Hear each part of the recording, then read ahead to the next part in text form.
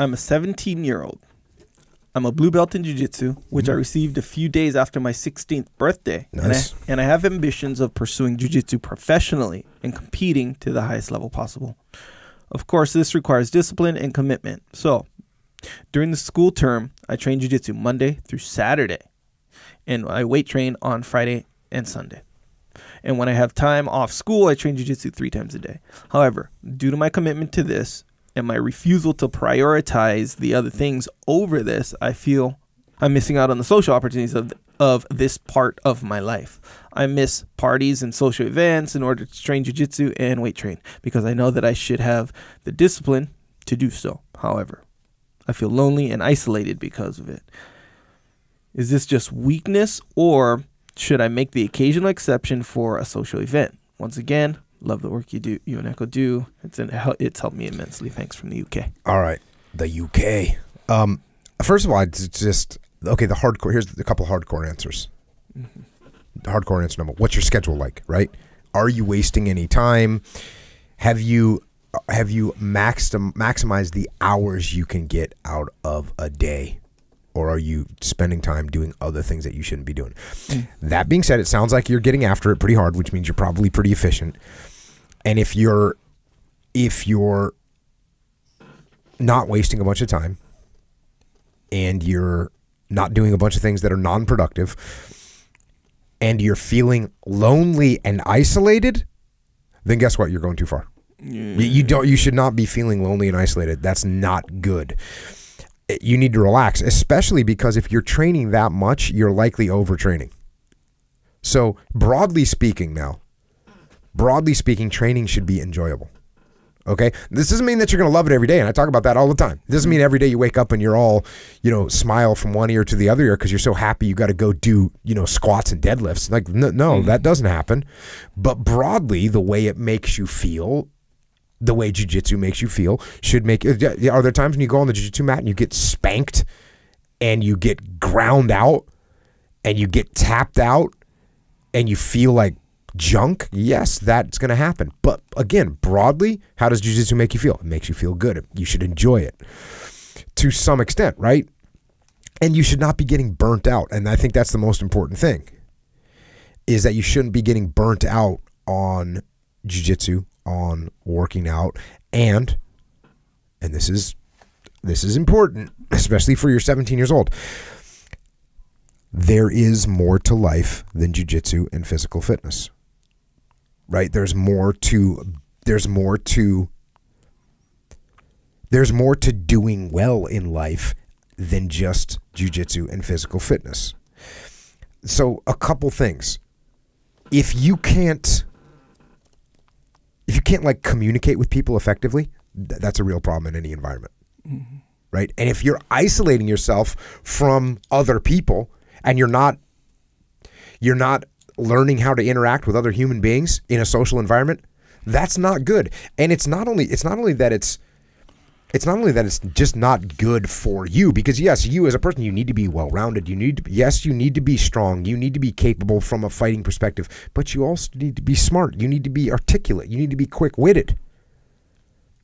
And those things are mandatory skills in life. I mean, if you're a black belt in jiu-jitsu and you're a white belt in communicating with other human beings, that's not going to be a good situation for you. And the other thing is, the better you are, the more well-rounded you are in all these other aspects of life, those things will actually make you better at jiu-jitsu too, because you'll be able to read people. You'll be able to deal with confrontation. You'll be able to understand other people's motivations.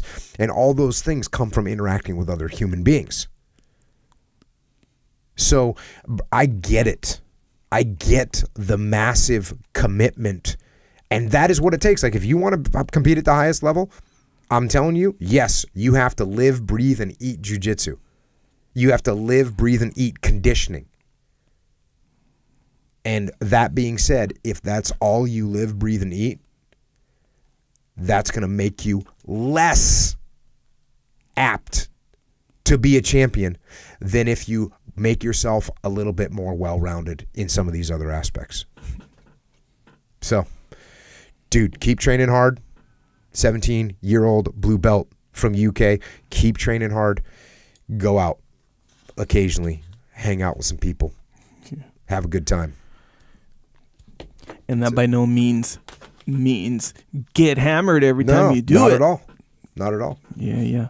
That social aspect, man. It seems like a lot of times, especially when you're training or you're doing something that's kind of directly or can be viewed as like directly opposite of a social thing. 'Cause, you know, when you think social, you think, oh, you guys are just slacking, hanging out, going to the bar, cruising at the beach, whatever. While we're over here training, kind of thing, right? Just like people say, oh, you're sleeping on the couch. You know, what are you, lazy, sleeping on the couch? Well, I don't know. Maybe they need rest. You know, or there's use in sleeping. Seems like that was a little maybe kind of a glimpse into the Echo Charles world right there. Maybe not. Nonetheless, why are you sleeping on the couch? Maybe I need rest. Maybe I'm recovering from the workout. You see what I'm saying? I'm saying there's two parts of it. You know, there's that, and so. And people give it a bad rap, I think, especially like, you know how like, you know, you hear these, you know, motivational gurus, grind, I'll sleep when I'm dead, you know, that kind of thing. Right. Yeah, I say that. So yeah, you said it, not me, but hey, all right. So, and I'm not saying that, you know, that's dumb or nothing like that. I'm saying that it produces a certain message that can be interpreted in a way that might not be the most beneficial. Well, I'm sure. I think this. I'm glad that he asked this question because he's taking the attitude of like, okay, I'm gonna sleep when I'm dead, and I'm gonna hang out with other human beings after I'm a world champion. Right. And again, do you need to be possessed to be a world champion? Yes, you do. But all I'm saying is part of the things that will make you be a better, well-rounded person. The more well-rounded you are, the better you're gonna perform. Yeah. You know, you're going to learn how to deal with anxiety. You're going to learn how to deal with people. You're going to learn how to look at someone else's situation, look in their eyes and be like, okay, this guy's stressed out or this guy's panicking or this guy, you know, you learn those things from interacting with other people. Yeah. That's going to make you a better competitor. Yeah. You're going to learn more about yourself. That's going to make you a better competitor. Yeah.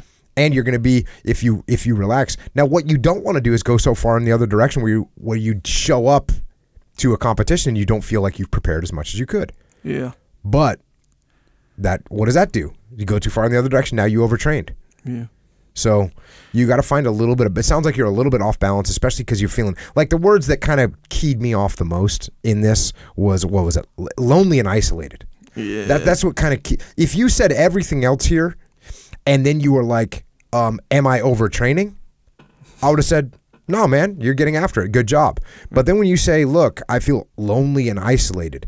You don't want to feel lonely and isolated. Like, and that's another thing. When I train jiu-jitsu, that's kind of where I hang out. Like, I don't interact with people normally. It's a social thing. We might not even talk. We might not even say one word other than, do you want to roll? And then we train. That's sort of my social activity of hanging around with other people. And I leave the gym and I feel like I hung around with a lot of people. I didn't say anything to them. But if you feel lonely and isolated, that's not good. That's getting to you. That means your mind is starting to be worn down from this. Don't let it get worn down. It's going to refuel you to go out. It's going to, watch this. Watch this. If you're feeling lonely and isolated, your workout that day is like a 9. If you feel like, hey, I'm having a good life. I'm filled with energy. I like hanging out. I just, had a good time with this girl last night. And now I'm going to train. It's like, oh, okay. Guess what? That workout's 9.7. You get a better training because you had a good time. Yeah. So, yeah, I don't like the fact that he says he's lonely and isolated. That's not good. And again, this is just a dichotomy because then you'll get someone that says, okay, well, Jocko said go out and have party with the ladies. Sure. And then help my workout. Yeah, it'll help my workout. And then maybe if I only work out 3 times a week and I spend most of my time partying, I'll get workouts level 11. No, you won't. So, yeah, man, make some exceptions to your discipline and go enjoy the company of some other people, grow a little bit as a person, become a better human, compete better, train harder. That's it. Agree. So, man, this is a concept that I think is, if you can kind of incorporate or understand this concept in when you're working hard at something. So when I was young, when I first started lifting weights, I don't know, 15 or whatever, however old I was. So you know how when you lift weights and you get that little pump, right? To me, I thought that's literally my muscles growing. You know, like I didn't know how it all worked. I was like, dang, my muscle, I can see the growth already. So all I got to do is lift every single day and watch how quick, you know, because most people, they won't work as hard as me because I like doing it. I like to pump whatever. So I would do, remember the guy, my friend I mentioned, Eric Masters, pilot in the Air Force?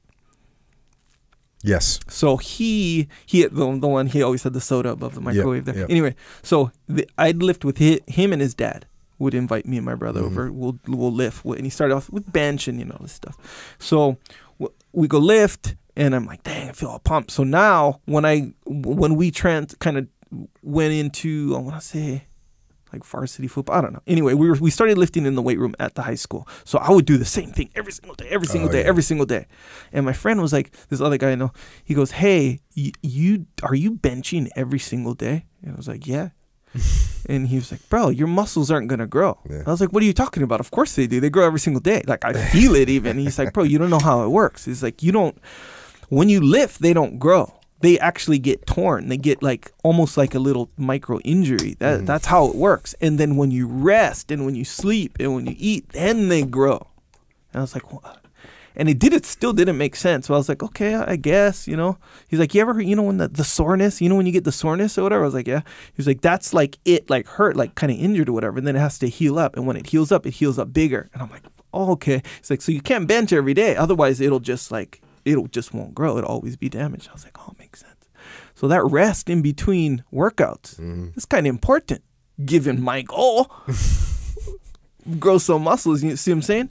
Where this kind of thing where it's like all go, no rest. Right? You need that rest to grow, literally. And that goes for anything. Truth.